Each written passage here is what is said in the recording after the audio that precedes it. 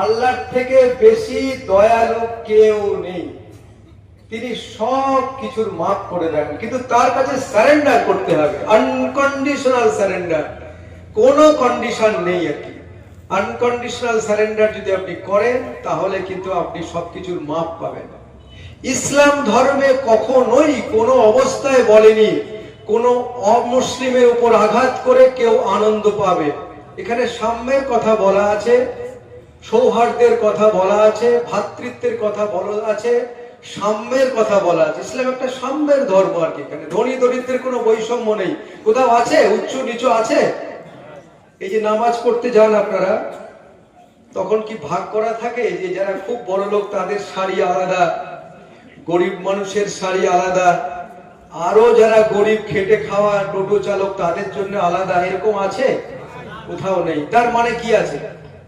তার মানে যে ধনী দরিদ্র সকলেই ইসলামের চোখে সমান, কেউ উপর নিচে নেই, অল আর ইকুয়াল।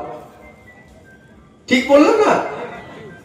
আর একটা জিনিস আমার আগের বক্তা কিন্তু বলেছে, ইসলামে নারী পুরুষের শিক্ষা হচ্ছে অত্যন্ত ইম্পর্টেন্ট। শিক্ষার কোনো বিকল্প নেই, শিক্ষায় আপনাকে শিখতেই হবে। ধর্মীয় শিক্ষাও যেমন শিখতে হবে এবং আধুনিক শিক্ষাও আপনাকে শিখতে হবে। নারী পুরুষের শিক্ষার কথা কিন্তু বলা আছে। আপনি ব্যাকে চলে যান তো, ইসলামের উৎপত্তি থেকে ব্যাকে চলে যান 1450 বছর আগে, যখন পৃথিবীর অন্যান্য অনেক ধর্মেই কিন্তু নারীর অবস্থান ছিল অনেক নিচে। সেখানে নারীকে বারবার কি ফোন করছে, সেখানে নারীর নিজের কোনো স্বাধীনতা ছিল না। সে বলতে পারতো না যে আমি কাকে বিয়ে করব কি করব না, আমার পছন্দ আছে কি নেই। তার নামে নিজস্ব কোনো সম্পত্তি থাকতো না। পুরুষ মানুষ তার ছেলে সম্পত্তির অধিকার হতে, মেয়ে সম্পত্তির অধিকার হতে পারতো না। জানেন কি আপনারা? কিন্তু ইসলাম বলছে যেখানে নারীর অধিকারকে স্বীকৃত দেওয়া হয়েছে, নারী শিক্ষাকে স্বীকৃত দেওয়া হয়েছে, এবং আপনারা জানেন যে নারী তার যে সম্পত্তি, সেই সম্পত্তির অধিকার এখন একদম আইন সিদ্ধ আছে। ইসলাম ধর্মে আছে তো? জানেন আপনারা নাকি না জেনে হ্যাঁ বলছেন? আছে, না থাকলে বলা যেত না আর কি। তার মানে এই স্বীকৃতিটা দেয়া হয়েছে। একটা অত্যন্ত আধুনিক ধর্ম যেখানে এই স্বীকৃতি আগে ছিল না, সেই স্বীকৃতি দেয়া হয়েছে, যার ফলে আমরা দেখতে পাই ইসলামে এটাও বলা আছে যে সমাজে নারীর সম্মান নেই, কদর নেই, সেই সমাজের প্রতি আল্লাহরও কোনো আশীর্বাদ নেই। এটা জেনে রাখে। কি করে? একটা শিক্ষিত মা যদি থাকে বাড়িতে, শিক্ষিত মা থাকলে বাবা তো কোথায় গিয়ে দূর দূরান্তে কাজ করছে, সে কলেজের প্রফেসর হলেও বাইরে যাচ্ছে, আর যারা এমনি চাকরি বাকরি করে বাইরে যাচ্ছে, কিন্তু মাই পুরো সংসারটাকে টেনে তুলে ধরে। আপনি ভাবুন তো, আপনার মেয়ের কথা, ছেলের কথা, তার শিক্ষার জন্য আপনার অবদান যদি সামান্য কিছু টাকা পয়সা দেওয়ার বেশি আপনার অবদান নেই, অবদান আছে আপনার স্ত্রীর। স্ত্রী যদি শিক্ষায় শিক্ষিতা হন তাহলে আপনার পুরো ফ্যামিলিটাকে তুলে নিয়ে আসতে পারবেন, তাই না?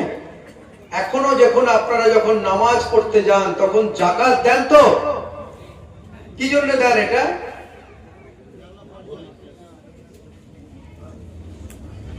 প্রত্যেকটা জিনিস আপনি মনকে জিজ্ঞাসা করবেন যেগুলো কেন হয়েছে, কি আছে পেছনে, ধর্মের কি বিধান আছে প্রত্যেকটার মধ্যে। দেখুন, এখন আপনি কনস্টিটিউশন পড়বেন, দেখবেন মানব অধিকারের কথা বারবার শোনা যায়, human rights, the rights relating to life, liberty, equality and dignity of an individual. Human rights হচ্ছে মানুষের জীবনের অধিকার, যেটা এখন আপনি বলছেন এটা তো 1400 বছর, 1450 বছর আগে সেখানে ইসলামের লাইন বাই লাইন নিহিত আছে। আছে কি নেই? তাহলে এই কথাগুলো এখন দেখুন, গরিবদের জন্য সরকারের বিভিন্ন স্কিম আছে, ঘর বাড়ি স্কিম আছে, কাপড় জামা দেওয়ার আছে, আমাদের সরকার তো অনেক কিছু দিচ্ছে, সবকিছু দিচ্ছে আর কি। কিন্তু এই সমস্ত দান ধ্যানের কথা কোন যুগে বলা আছে ধর্মে গ্রন্থে? দেখুন, বলা আছে তো। আপনি যখন কুরবানি দেন, আল্লাহর উদ্দেশ্যে যখন আপনি কুরবানি দেন, তখন সেই কুরবানির মাংসকে আপনি নিজে খান? খান কি?